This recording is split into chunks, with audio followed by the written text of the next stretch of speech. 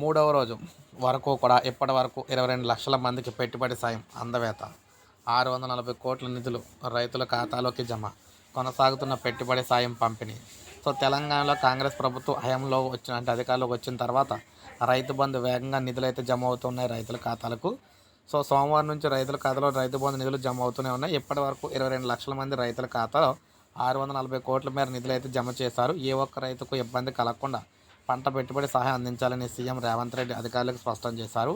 అర ఎకరం నుంచి ఎకరం భూమి ఉన్న రైతులకు ముందుగా రైతు బంధును ప్రభుత్వం అయితే పంపిణీ చేస్తుంది.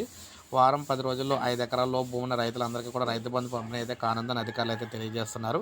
ఈ యాసంగికి పాత పద్ధతిలోనే రైతు బంధు నిధులు జమ అవుతున్నాయని, 1-2 రోజుల్లో రైతు బంధు పథకంలో మార్పులు చేర్పులపై సర్క్యులర్ విడుదల కానుందని చెప్పారనమాట. కాగా రైతు భరోసా పథకంలో భాగంగా ఎకరాకు 15,000 ఇస్తామని ఎన్నికల సమయంలో కాంగ్రెస్ హామీ ఇచ్చింది.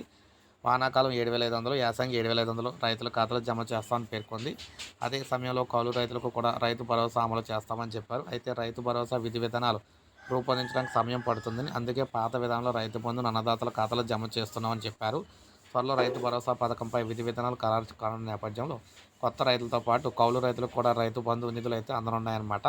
సో ఈ విధంగా మనం చూసుకున్నట్లయితే ప్రజెంట్ మూడో రోజు రైతు బంధు నిధులు అయితే మనకి గురువారం నాడు రైతు బంధు నిధులు దాదాపు 1-2 ఎకరాల లోపు ఉన్న రైతులకైతే జమ కాబోతున్నాయి అనమాట. సో ఇది ఫ్రెండ్స్ వీడియో నచ్చితే లైక్ చేయండి, సబ్స్క్రైబ్ చేసుకోకపోతే మన ఛానల్ సబ్స్క్రైబ్ చేసుకొని